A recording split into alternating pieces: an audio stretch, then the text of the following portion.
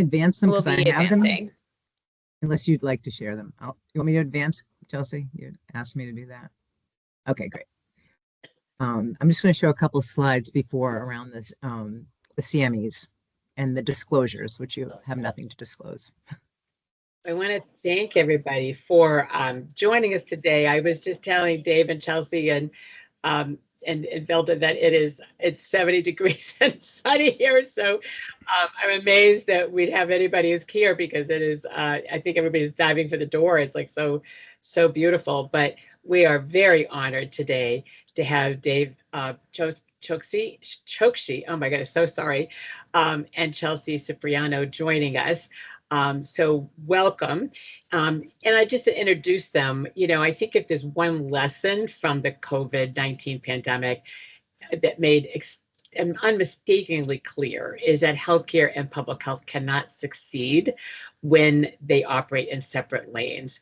So remember during the pandemic, the hospitals, health departments, community organizations, and public health agencies had to work together in ways that we'd rarely seen before. We shared data, we coordinated our resources, we aligned strategies in real time, and those collaborations helped save lives. Excuse me. But they also raised an important question, which is why should that level of partnership only exist during a pandemic emergency? So, and what would it look like if healthcare and public health worked together like that all the time? So that's one of the questions at the heart of today's Grand Rounds. Our speakers are leaders and founders of the Common Health Coalition, a national initiative working to strengthen the partnerships between healthcare and public health across the United States. The coalition was founded by a number of organizations, including the American Hospital Association, the American Medical Association, the AHIP, the National Association of Health Insurers, the Alliance of Community Health Plans, and Kaiser Permanente. So together, these organizations launched this coalition to translate the lessons of the pandemic into lasting infrastructure for collaboration between public health and healthcare systems. And so Dr. David Chokshi serves as the chair of the Common Health Coalition. Many of you may know him, though. Remember him from his leadership as the commissioner of the New York City Health Department during the COVID-19 pandemic, where he guided one of the nation's largest public health systems through an extraordinary period of challenge and transformation. He works as a physician in New York City, and he previously served as a White House Fellow and as a Rhodes Scholar. Chelsea Cipriano is a managing director of the Common Health Coalition. She previously served as the executive director for government affairs and deputy public information officer for the New York City Department of Health.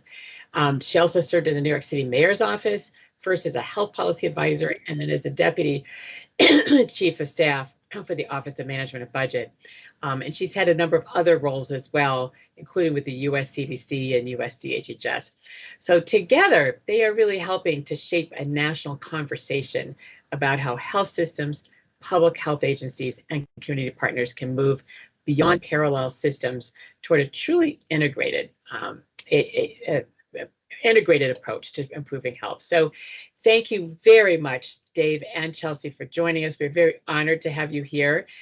And please join me in welcoming them. And I'm going to first toss the baton over to Ellen, who's going to go over the brief CME information. Exactly. Thank you. I just put some of it in the chat, but I will just share this for you, what the code is for today, and how to obtain your CMEs. And I put that in the chat as well. And then the second thing I wanted to mention that there's no financial relationships with any of the folks who are presenting today. And that just about does it. So if you have any trouble with the CMEs, please reach out and send me your email. Thank you, Ellen. So Dave and Chelsea, thank you. Thank you so much. Well, first, let me just say I'm so grateful, Dora, for the invitation to join you guys and to get to present with Chelsea on this topic that is near and dear to both of our hearts. And I do want to take a moment to just recognize what an extraordinary leader Dora has been for our coalition. We know that you all know her very well in Maine. But she's really helped us, shape the national conversation about what's happening in terms of bridging healthcare and public health. So we're eager to share a little bit of our thoughts, but we know we have a ready partner already in Maine. So we can go ahead and get the slides up, Alan. The first one is just saying that I'm Dave Chokshi, and Chelsea Cipriano is my partner in crime. We're going to spend about probably 25 minutes, no more than a half hour, going through our material. So we'll have plenty of time for discussion and Q&A toward the end. Next slide. I think especially when we're facing such great headwinds when it comes to health, it's important for us all to ground in our purpose. And this is one of the ways that I think about, my own purpose. So let me just orient you to what this graph shows. This is from work done by Jacob Bohr and colleagues. On the x-axis, we see time passing by over the decades. And then on the y-axis, years of life lost in the millions. The darker line shows what's actually happening in our country, in the United States. And then the green line on the bottom, as time passes, is the counterfactual. If we had the same mortality rates as our peer high-income countries around the world. This won't be surprising to you, but I hope that we can all still find it shocking. Even before the pandemic, there were 16 million years of life lost that should not have been. One of my sort of pet peeves is that too often in public health, we jargonize these things that we should feel very deeply. These are not years of life lost, or YLLs as we might call them. They're birthdays lost. They are people who should be sitting around our dinner tables who are not. And to be even more sort of candid about it, this is something that is happening on our watch. This is something that should not be, and that we should strive to change as much as possible. Another lens, that I keep in mind is that in the United States, the average American spends only a single birthday in good health past traditional retirement age. So the health-adjusted life expectancy, or what is sometimes called the health span, is 66 years in the United States. So is there anything more American than this? We work our entire lives, and then we get to celebrate only a single birthday in good health after our traditional retirement age. Again, this is not as it should be. And when we look at our peer nations around the world, many of them have health spans above 70 years, and we can do the same. Next slide. But in order to do that, the thesis that we have is that we'll have to take a different approach, and it will take all parts of our health system working together in concert. So this is a classic diagram. Probably some of you have seen it before. Again, just to orient you, this takes 1,000 people, in a given community. Of those 1,000 people, in a 1-month period, about 800 of them will have symptoms of some type or another. About 327 will consider seeking medical care, so on and so forth, until 21 visit a hospital outpatient clinic, 13 visit an emergency department, 8 are hospitalized, and less than 1 is hospitalized in an academic medical center. But take a step back and just think about where the resources are concentrated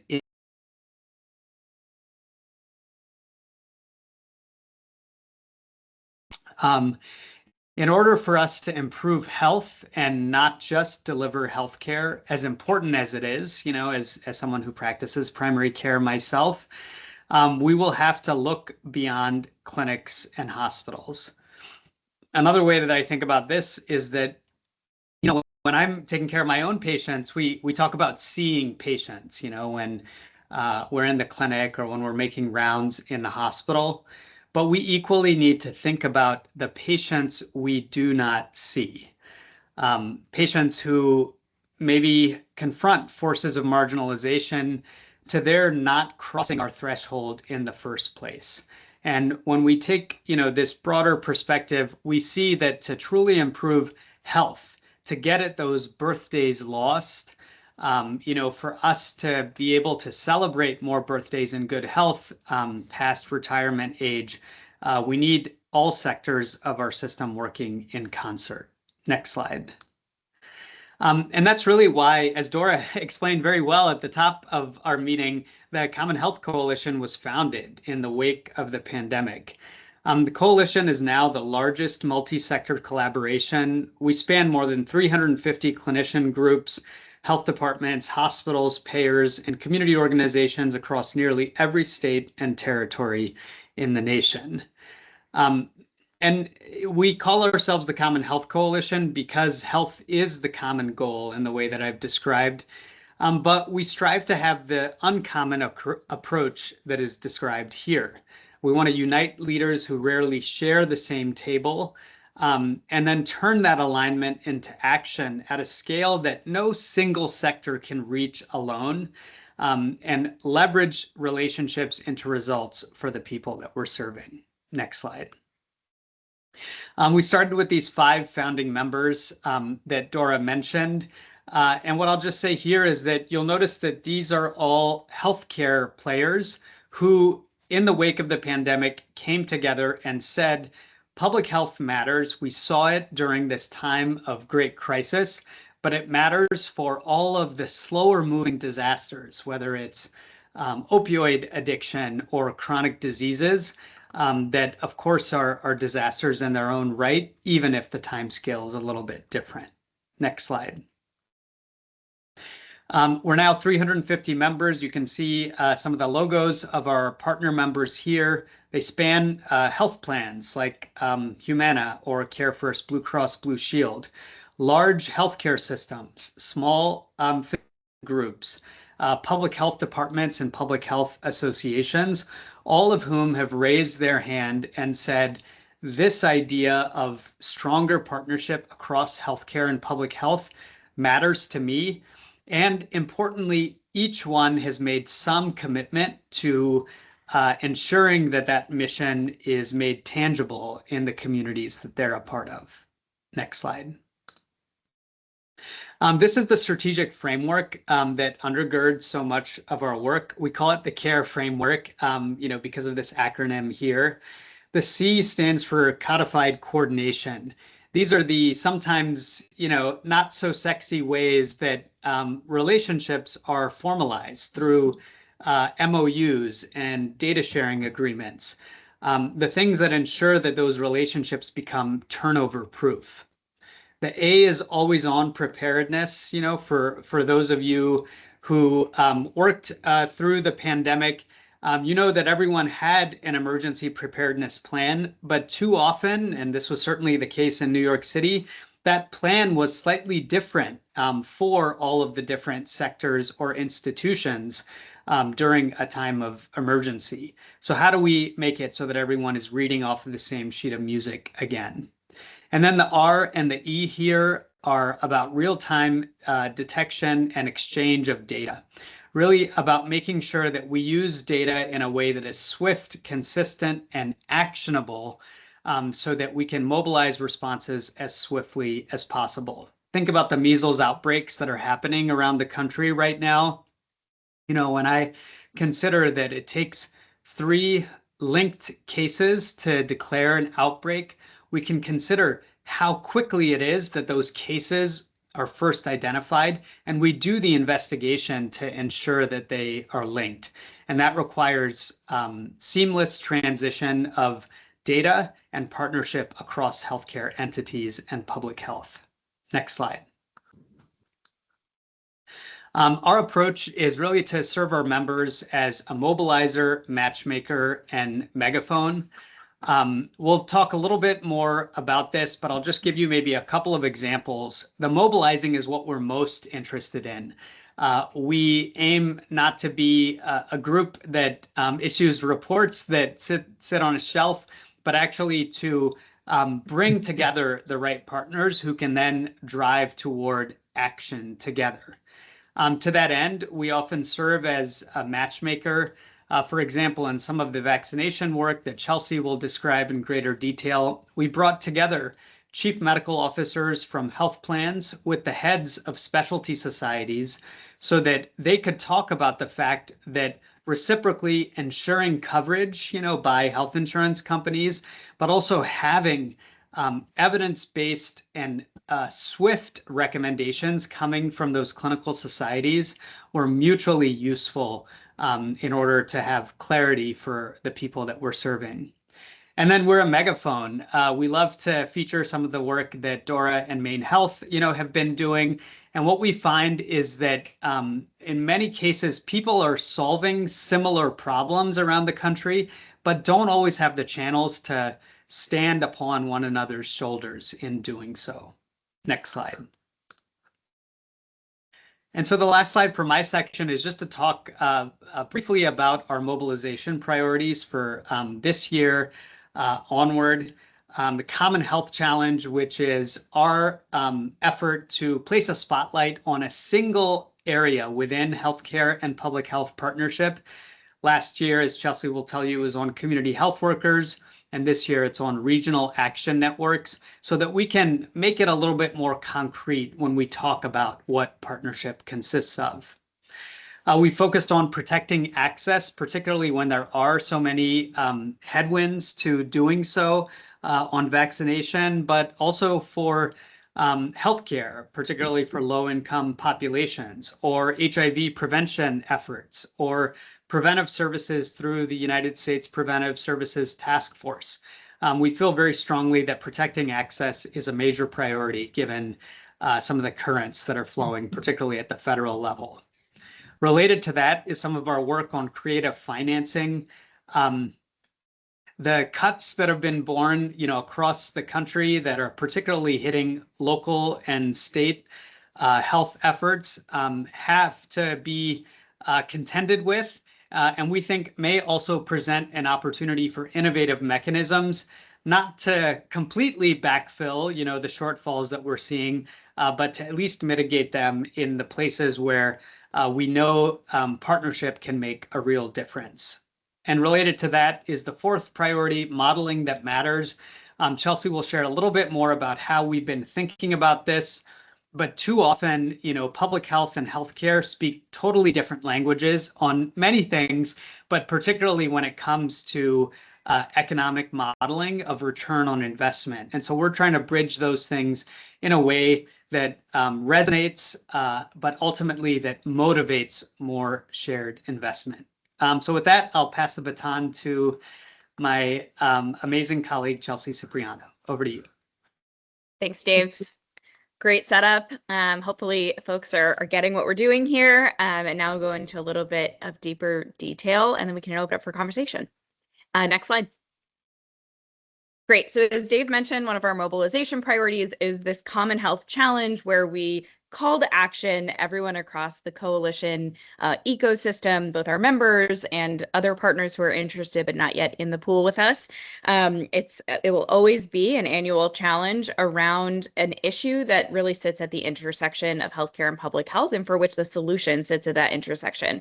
So last year, our inaugural challenge focused on community health workers. I'm not sure if we have any CHWs or CHW programs on with us today, but for those listening now and afterwards, just an acknowledgement for the amazingness that the profession of community health workers, named CHWs or otherwise, bring to this space. We want to first just acknowledge that and amplify it across all of these different system partners, from payers to public health agencies to hospitals to systems. CHWs are and have been for many, many decades essential players in this ecosystem. And so we really wanted to focus the challenge in this space, seeing community health workers not just as essential players, but as the bridge that really often sits between healthcare and public health organizations and services, and figure out how we can help create more sustainable models across the country, or foster existing ones and support existing ones that are engaging CHWs as that bridge to reduce redundancies between systems, and better serve patients and drive health outcomes. So that was last year's challenge. We awarded funding to about 11 organizations across the country to advance this work, and then had a much broader community of practice, which is still going. So if any of you are interested in joining that community of practice to share best practices, to share learned lessons, and just be in community with others taking on these challenges in this space, let us know. We'll make sure there's contact information at the end. So that community of practice was amazing, and we saw great outcomes. We saw additional funding streams open up for these organizations, and a broad acknowledgement of community health workers in this essential role that helps drive system change. Next slide. So this year's challenge, we're very excited. We launched it last month, is around regional action networks, as Dave said. And what we mean by this is work that's happening across state boundaries, jurisdictional boundaries, I say intrastate or interstate, really crossing borders, and crossing sectors to take on shared health priorities. I know MaineHealth and the MaineHealth Department and community-based organizations and others across Maine are well-versed in this space. Y'all are really leaders in the country on this topic. And we are looking for models across the country where we can say, these organizations are doing great work in sharing priorities, sharing data, sharing funding, sharing community engagement strategies and communications, all to drive better outcomes and a better experience, right? Because that's what we're doing this for. We're doing it to ensure, we're changing the system to ensure that it's best meeting people's needs, and best protecting their ability to have those healthy birthdays, as Dave said. So we're uplifting models that are happening across the country. We're seeding funding for organizations who may otherwise not have opportunities for that funding. Oops, I think folks might be off mute somewhere. Perfect. And really trying to put a spotlight on what's working and what can scale. So similarly, we'll have about $500,000 going out the door for organizations. That funding opportunity has closed, but our opportunity to join the community of practice and join the challenge in general is still very much open. We'll drop a link for folks to join us. We'll love to have you if you're doing this work and want to share your lessons and help us expand it across the country. Next slide. Our additional mobilization access has really been focused on protecting access to vaccines. And this is where you may have seen us come across your inboxes. We have a lot of activity in this space because that's what we heard from our members that they needed at a time where there's a lot of confusion this summer with changes in the federal ecosystem around respiratory season vaccines.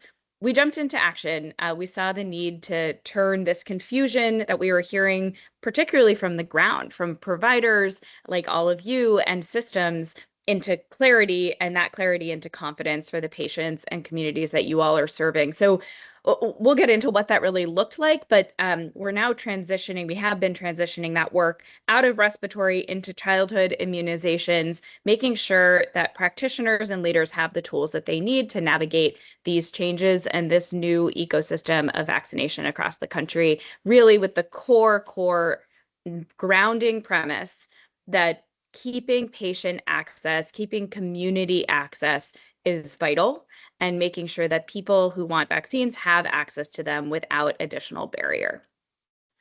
Next slide. Great, and Dave is dropping some links in the chat as I talk, so thank you so much, Dave. We'll make sure our team is dropping others as well. So these are some of our vaccine resources. If you scan this QR code with your phone, it should pull up our main resource page. We've got, this schedule or this recommendations, really combined recommendations from all of the specialty societies. You may have seen this. We really wanted to make something that could just stick on the back of your clinic door when you have 2 minutes in between patients.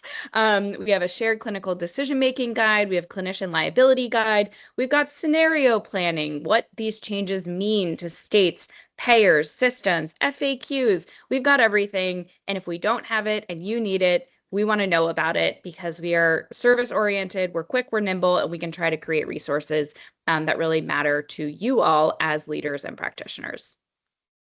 Next slide. I do want to highlight this recent childhood immunizations brief. Dave's point about modeling that matters isn't just rhetoric. We put this into practice because we want to be providing decision makers and those who are talking to decision makers with resources to really help drive towards the evidence-based and most helpful to the community's decisions. So we heard loud and clear from folks that existing modeling may not always speak to the dollars and the cents, and importantly, beyond just the dollars, to whom is paying the dollars and the cents, or who is paying the dollars and the cents. And so we really put this into action. We partner with the Yale School of Public Health to create this brief, which is now in the chat. Thank you, Michael. That demonstrates a 1% decline in MMR coverage year over year through 2023 or 2030. Sorry, going back in time, apparently, and really what that means for healthcare systems, for payers, for the economy, and for communities and businesses. And we show the cascading impacts, which is this graphic, which is very small, but you'll see it in the report. Next slide. So from that brief, you'll see these impacts demonstrated that more than 17,000 cases annually of measles specifically. We talk about childhood immunizations with a focus on measles, 4,000 hospitalizations, 36 annual deaths, right? So Dave's point is not taken lightly. These are 36 additional kids who are not going to be in school, who won't be around your dinner table, who won't be having play dates with friends. And then additionally, beyond just the cost of the human toll that this will take, there's the disruption, right? We in public health often only focus on the clinical outcomes and the population outcomes. But what about the disruption to work, to school, to healthcare? If we look at South Carolina right now, we know that folks are out of work because their kids have been home from school for weeks in isolation after an exposure. That is so disruptive. I know any parent who's had kids home from school, even during, this latest blizzard weather, knows what that must feel like to have your life and schedule disrupted by something that is completely preventable. Next slide. And so then we very importantly also go into what can be done about this. We don't believe in presenting only problems. We like to present solutions. And so we have the cascading impacts. We acknowledge they are not inevitable. They can be prevented. And this is how. And so through the report, we go into some of these prescriptions or really suggested recommendations for what health systems can do, including opportunities for public health and healthcare orgs, health leaders, payer organizations, employers, and policymakers, and how everyone has a role to play, and we can really only prevent these outcomes if we work together. Next slide.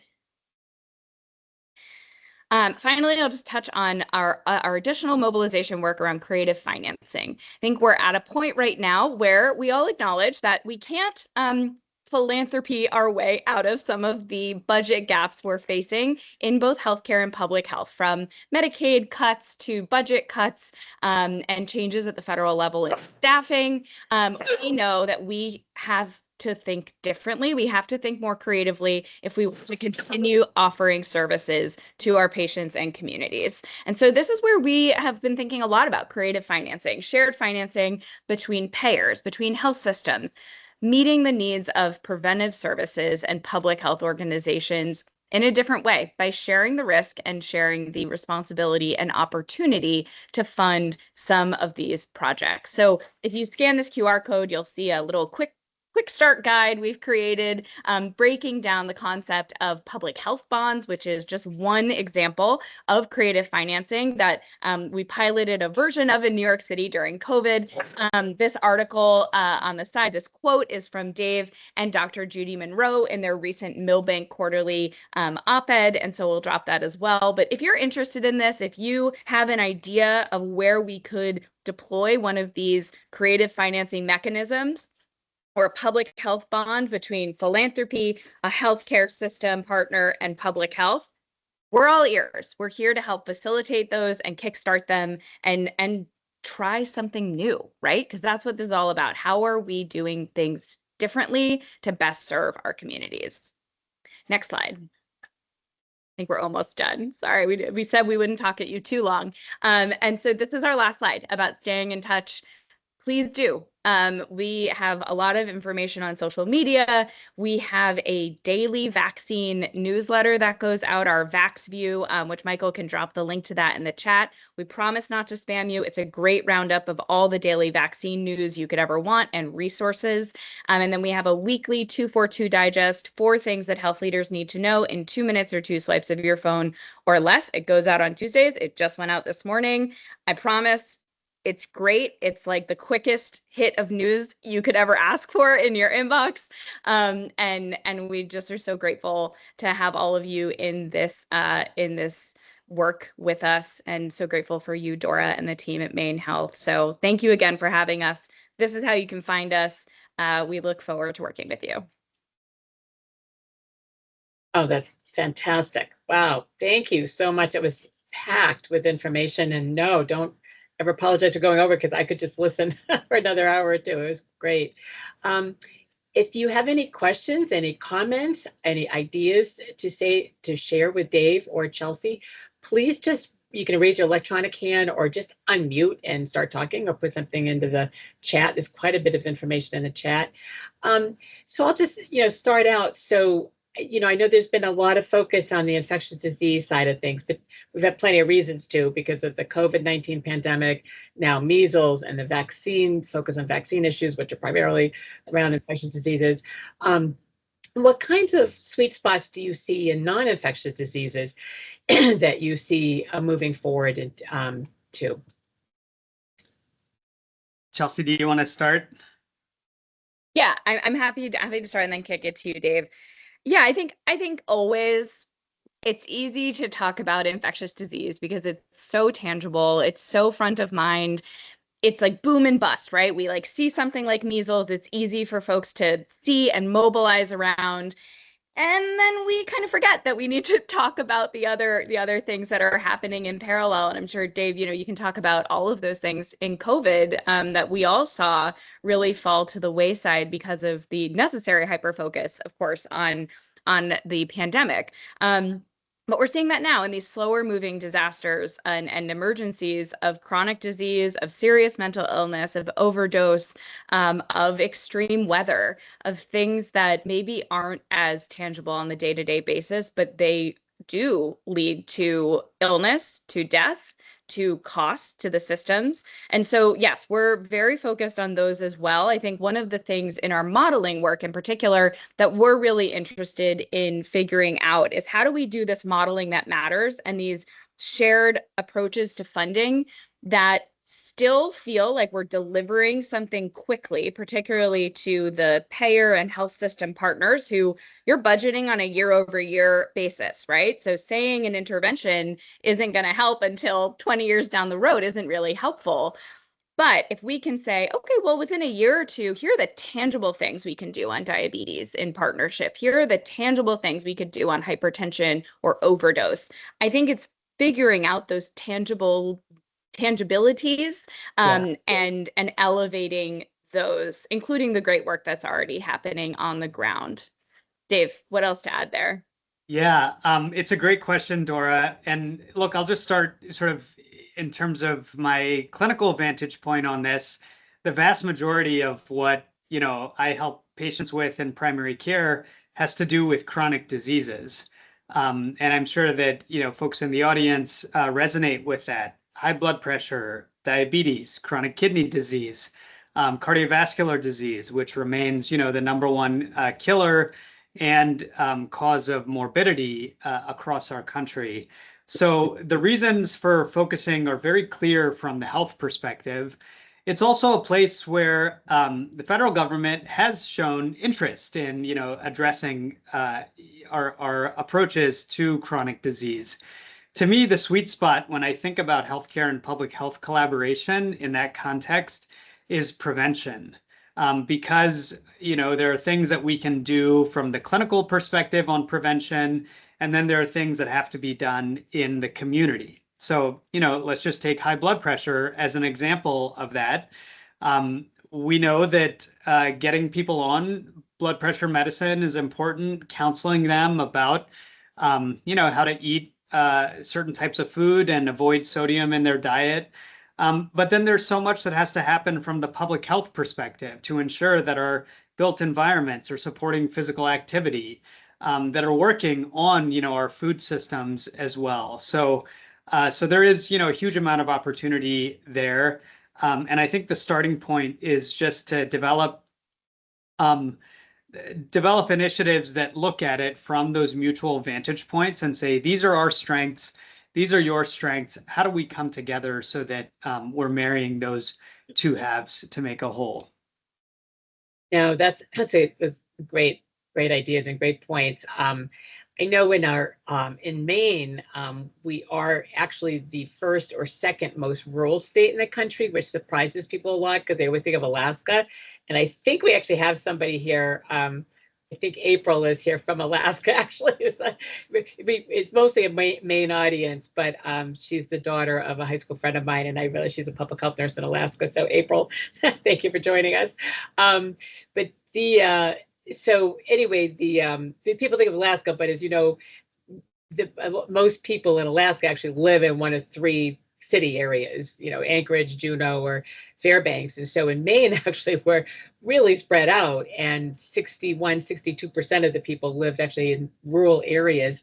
And that's kind of a long story to say that it's actually a bit more challenging because we don't have the public health infrastructure that we have statewide. And this is true, I think, in a lot of rural states, including Maine, New Hampshire, and Vermont, where we have a statewide, wonderful state agency that covers the whole state, particularly for those, the kind of the enforcement types of functions, like inspecting health, inspecting restaurants and things like that.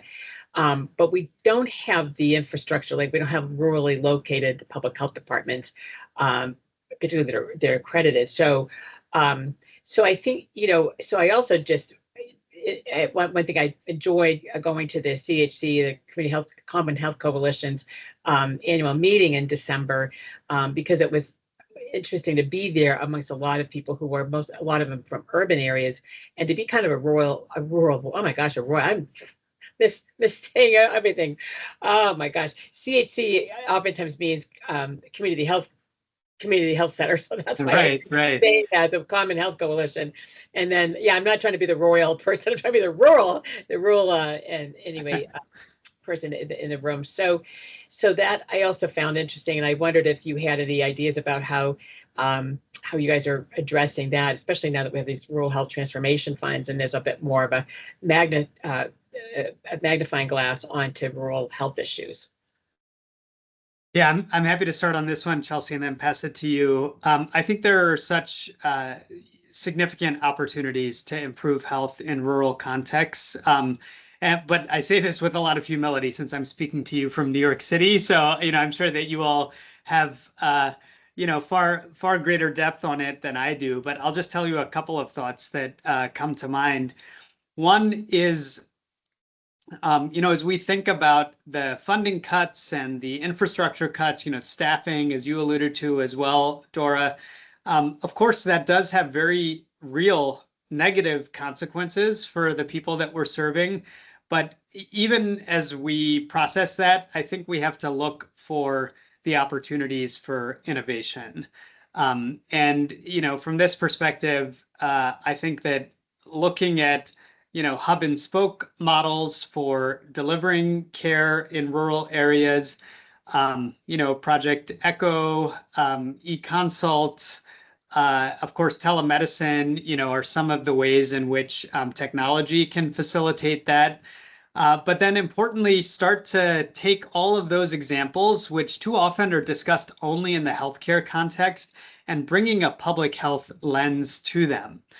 For example, access is sometimes too restricted based on who is willing to cross a threshold in the first place. So what are the opportunities For example, for hepatitis C, for us to be doing more proactive outreach enabled by technology, to reach out to people in a way that is not contingent on their crossing, our threshold in the first place. So that's one that came to mind. The second is related to the rural health transformation funding. Well, I'll get one thing off my chest first. $50 billion sounds like a lot of money. Of course, it is not enough to counterbalance some of the cuts that we know are coming. And it feels like everyone is expecting this pot of money to sort of, make everything right from the rural health perspective. I think there are reasons for skepticism with respect to that. But what it can be is an impetus for the type of collaboration, that we're talking about. And so ensuring for whatever Maine's approach is to that funding, that it's a chance to organize the chassis that we've described, not just health systems, but also health departments and health plans. That feels like the particular opportunity in this moment. What else, Chelsea, comes to mind for you? Yeah, and I'm so sorry, y'all. I just had a little bit of a internet issue, so sorry if I'm glitchy. I want to call out and just commend the work that I know everyone across Maine, including the community partners in Penobscot. I'm gonna mess up the county name, Penobscot. You got it. Okay, great. County with the HIV outbreak over the last year and a half.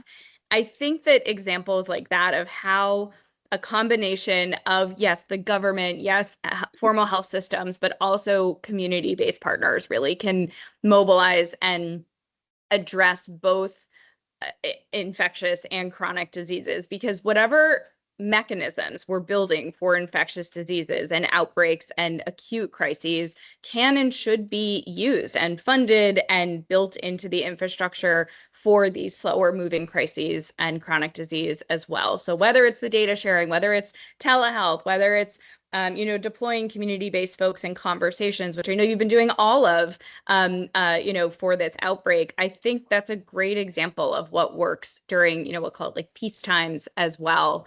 And I do, I know Dave just talked about the rural health funding. I think identifying ways to leverage that funding and identify what has been working across the country, highlight those bright spots so that we can really elevate them for additional funding and additional, people are interested in rural health. That's awesome. Look at this other great work that has been happening for some time and showing to be effective.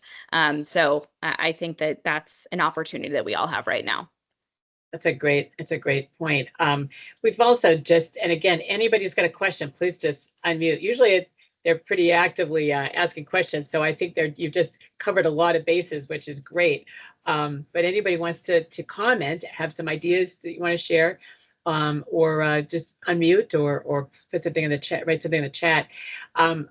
We do in Maine, we have an unusual infrastructure for our community health needs assessments that are required by, as you know, the ACA requires through the IRS of all nonprofit hospitals. So in Maine, we do it as a joint venture between hospitals and hospital healthcare systems and the state and the CAP agencies, because the CAP agencies also, by regulation, have to provide a community health needs assessment. So, and we've been doing this before the actual 2010 regulations went into effect.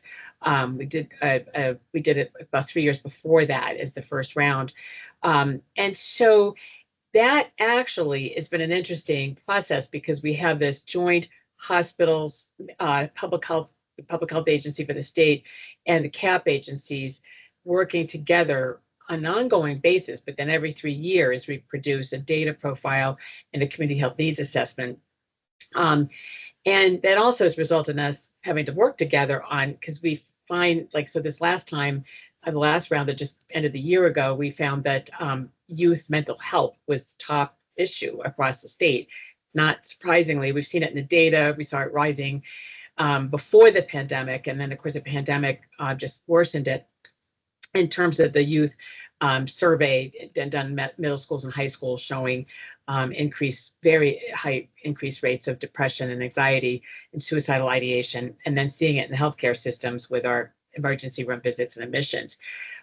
So that's actually been an interesting journey because none of us really were all touching sort of a different part of the elephant. And then we've had to come together to figure out what do we do and and it's such a big issue. It's like, well, we can't boil the ocean either. So how do we tackle this, this big, big issue?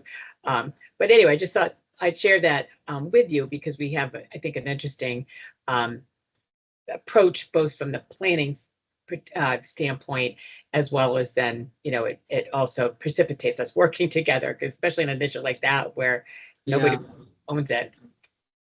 But go ahead, Dave. Go ahead. I'll just say briefly, it's such a great example, Dora.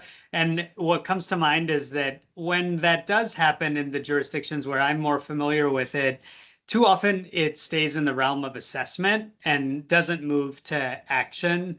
And it sounds like what you all are doing is taking that really important step where it's not just, it's a needs assessment, of course, as the name indicates, but then taking the action in a joint way is where it feels like we still have a lot of work to do. And again, I'll just go back to, that second diagram that I showed with that big square and sort of the cut down all the way into the bottom right corner.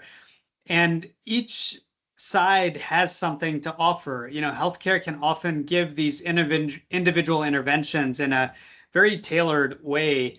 But then a population approach to youth mental health is so important and surfaces other interventions. And so there is, the sum is greater than the parts when you're able to bring those halves together. I'll just add really quickly, and I see we have a question, is, I also want to make sure that we help you, Dora, and we help the team in Maine make sure that this doesn't stay in Maine, right? And stay in your circles and, beyond publications and helping through your existing channels for how to get this work out there. I think one of the things that we've seen is no one wants to be reinventing the wheel. And if there are models that are working, that are innovative, that are bringing folks together who are all touching the elephant, I love that analogy, so that if another state or another jurisdiction can learn from it and start from square 5 instead of square 1 when something works, that's where we want to help them do so. So however we can help you get that work out there, open offer for everyone on this call. I didn't know that was happening is the number one refrain that I hear, because we're all really heads down getting this work done for the people we serve. But how do we help get that out in a way that enables others to replicate it when it works? Great. Thank you. No, thank you. Yeah, no, that's one of the big takeaways for me from the December annual meeting, or I guess first, I know it's not really annual yet, right? It was the first meeting, but that you had, and I can't say enough great about it. I don't know if you're planning another one for this December, but you may need a bigger room because it was a very we were crowded in there, but it was a fantastic meeting. I mean, it was definitely, frankly, the best one I've been to all year. It was just fantastic. The energy in the room was palpable, but the ideas flowing. Just hearing and learning from all kinds of people from around the country was just phenomenal, including the person I happened to sit next to was I think the CEO or CMO from Parkland Health and in Texas, and they have a health department that resides within the hospital. I thought, wow, what an amazing idea. So anyway, talk about building infrastructure. So anyway, Ellen, you've got a question. Thank you. And you're on mute, Ellen. Ellen, you're on mute. Still excited about.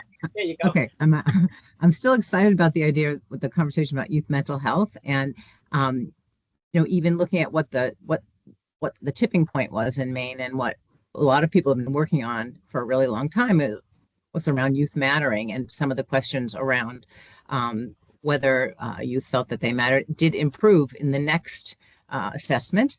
So to be able to see where people were driving, change and implementing programs. But I do think that I'm looking at your brief here on childhood immunizations. I mean, that is a brief around youth mental health is what what made those changes. Yes, everyone coming together, lots of different ideas, but at the end, when you are asking a young person, do you matter in your school? Do you matter to your family? And then that you see that shift from no to yes, more saying yes. I think that was really hopeful and significant. And I'm just going to also call out, I think Rob Chamberlain is on. He had another meeting as a conflict. But I did want to call him out because I know that you go way back with Dave, right? So there's a Thank you. Rob, you want to say hi? Yeah, I was so sorry. Yeah, so I was so sorry to have to miss most of this, but boy, it's nice to see a friendly, smiling face. Nice to see you, Dave. Thanks for doing this Likewise. here. Yeah, of course, Rob. Well, I'll just embarrass you a little bit to say you guys are very, very lucky to have Dr. Chamberlain in Maine. He is one of the most talented people that I've ever had the privilege of working with. And he's also a great dad, by the way. He's given me so much advice on being a good dad. So yeah, he's just a gem. You're too kind. Thank you, Dave. It's so nice to see you. Well, Rob, I think that you have to go with me to the next meeting of this Common Health Coalition. So, oh gosh, and you're in your car. Hopefully, you're not driving. No, I'm not driving yet. I'm about to hit the road. And Dora, I wanted to mention, so yes, we are having our second annual meeting in December.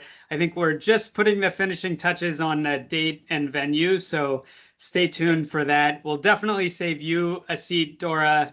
We'll accept applications from Dr. Chamberlain, but no, I'm kidding. And we'll have plenty of room for anyone who wants to join. So we'll keep you posted. And Michelle's got a great question about how do we get preventive medical advice out to the general public, since she's noting that we can't always rely on the CDC many people feel we can't rely on it as a resource, credible resource. So any is for that. Yeah. You want me to? Great.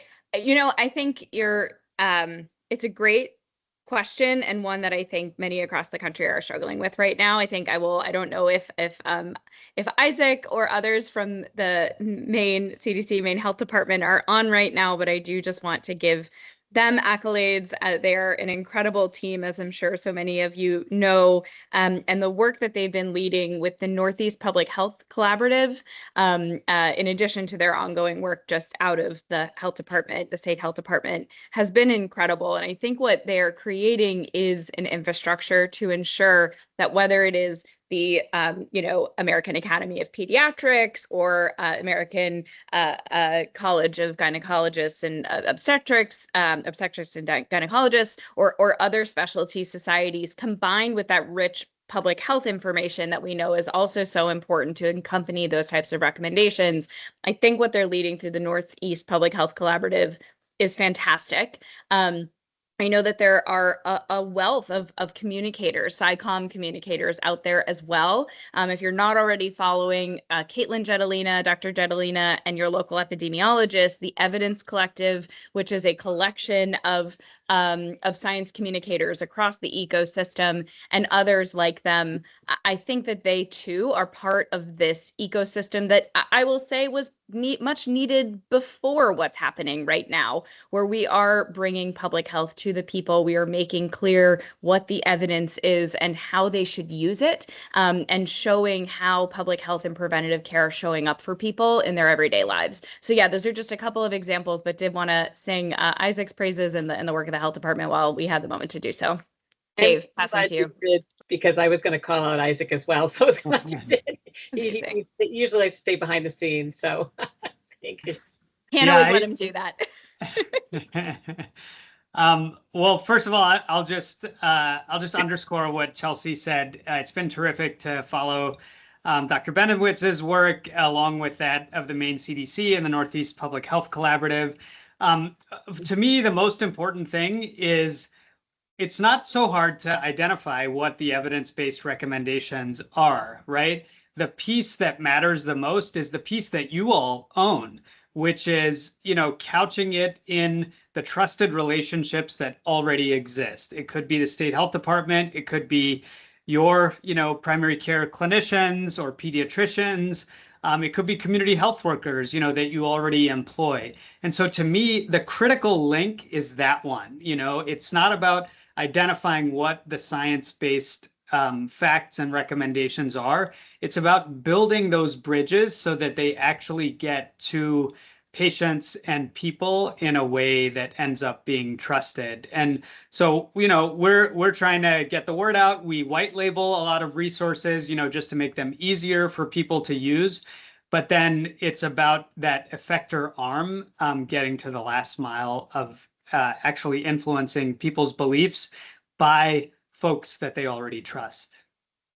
Good point. And of course, it's very challenging these days on the internet to sift out the wheat from the chaff, right, so to speak. So it is hey, Isaac, you came out from where you usually hide. So hey there. Hey all, Dave, Chelsea, Hi, Dr. Benowitz. Thanks so much for all of this. And hi to everyone. I'm Isaac Benowitz. I'm the Chief Medical Officer and State Epidemiologist at Maine CDC. I appreciate the call out, and I will say, in a moment of a lot of chaos and disruption at the national level, we're really proud of the work that's going on across the Northeast to find new efficiencies in innovation and strengthen public health at the governmental level. But what we're doing is really, at this point, just focused on ensuring that public health continues to deliver services. And we're breaking down some walls between jurisdictions, but this work that Dave and Chelsea are leading with Common Health Coalition is so crucial, because there's another wall that's really important to break down, which is the wall between governmental public health and all the healthcare and public health work that happens within health systems. I think all of us who have lived in various parts of the healthcare system or the public health agency system in government know that there are some really, artificial walls and assumptions about what belongs in a hospital and what belongs in a clinic and what is the responsibility of government. And at a moment where none of us really have the resources to do everything on our own, it's a really great opportunity to talk collaboratively, figure out what our shared priorities are, identify areas where health systems may be able to step in on something that was traditionally public health. Maybe public health helps to bring other partners to the table for something that was traditionally healthcare. So really glad to be part of this conversation, and I'm always eager to talk with others across Maine that are interested in helping to build that vision. Thank you. Thank you so much, Isaac. And thanks also, I just want to add what Chelsea and Dave said too. Thank you so much for all your work. You've been a true leader nationally in this effort. So thank you. So we'll have to grab you for the next Common Health Coalition meeting as well. I know he was meaning to be there last December, but had somebody place else he had to be. So anyway, thank you so much. We're coming up on time now, but thank you very, very much, Dave and Chelsea, for joining us. It's really an honor to have you here. And I know we have a we've had quite a few people considering this 70 degrees out right now and very unseasonably warm and sunny. But I know we also have a lot of people listen to this afterwards as like a podcast. So I know many people across Maine are going to enjoy it. We have people from all over Maine right now on here who've been here. I just didn't really call them all out, but people from Northern Light Health and Maine General, other health systems and healthcare providers, as well as public health. So, so thank you so much for joining us today. And it's great to see you again, and I'll see you again soon. Thank you. Take care. Looking forward to it. Thank you so much. What a privilege to be a part of this. Thank you. Thank you. Bye-bye.